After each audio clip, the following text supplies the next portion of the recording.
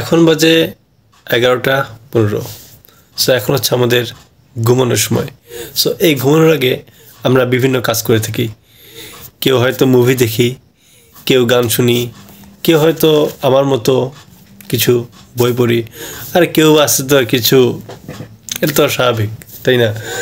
So psychology বলে যে আমরা ঘুমানোর পূর্বে যে কাজটি করব, স্বপ্নে আমরা সেই বিষয় সম্পর্কেই আমরা কিছু না কিছু দেখব।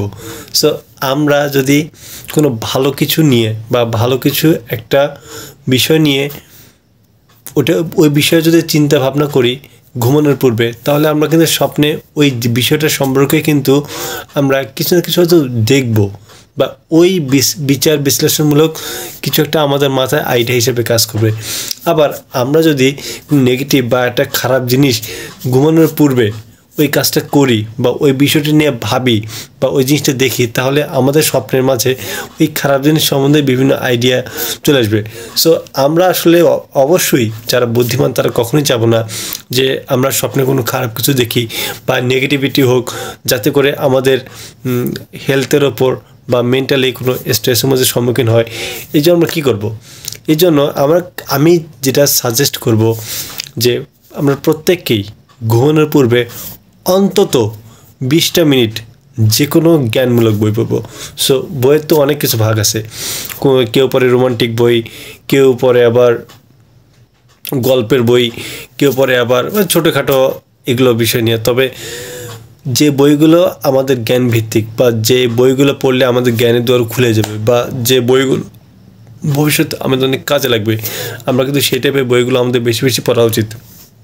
যেমন আমি যদি আমার ক্ষেত্রে বলি, আমার ঘুমানোর পূর্বে এই 3 গোয়েন্দা সিরিজের বইগুলো পড়তে অনেক ভালো লাগে। কারণ এই গোয়েন্দা সিরিজের বইগুলো পড়লে আমার কাছে, আমি যেটা মনে করি যে এই জিনিসগুলোর মধ্যে একটা প্রবলেম, কিভাবে একটা প্রবলেম ক্রিয়েট হচ্ছে, আবার ওই প্রবলেমটা কিভাবে আমরা সলিউশন করতেছি, এটা দেখা যায়।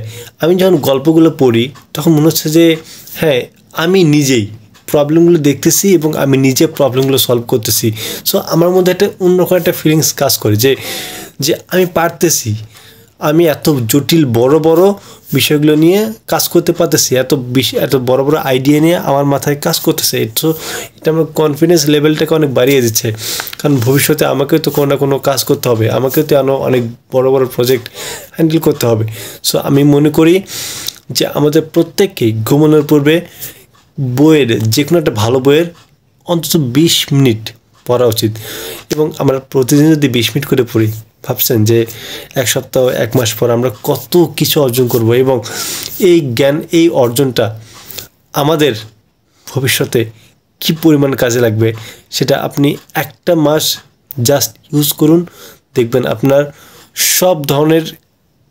সব পরিমণ্ডলের জ্ঞান আপনার মাথায় যখন গ্যাদার হবে, তখন আপনি আসলে বুঝবেন যে আসলে আমাদের সেই সমাজটা, এই পৃথিবীটা কিভাবে চলতেছে বা আপনাকে কিভাবে খাপ খায় চলা উচিত। এই বিষয়গুলো তো আমাদের দরকার। আমাদের কিছু সফট স্কিলগুলো জানতে হবে, আমাদের কমিউনিকেশন স্কিলটা আমাদের বুঝতে হবে, কিভাবে এই কাজ ওই কাজ কিভাবে সিচুয়েশন হ্যান্ডেল করতে হবে। সব কিছু কিন্তু আমাদের এই বই পড়ার মাধ্যমে জানতে হবে। এই তো না যে কেউ নিজ থেকে এসে আপনাকে শিখিয়ে দিয়ে যাবে। সো যখন দেখতেছেন যে আসলে কেউ তো আমাকে শিখাবে না যে কোনটা বিষয়, বাট আমাকে শিখতে হবে কীভাবে, আমাকে বই পড়ে শিখতে হবে।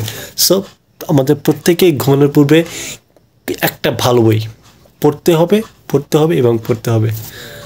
Take care man, take care.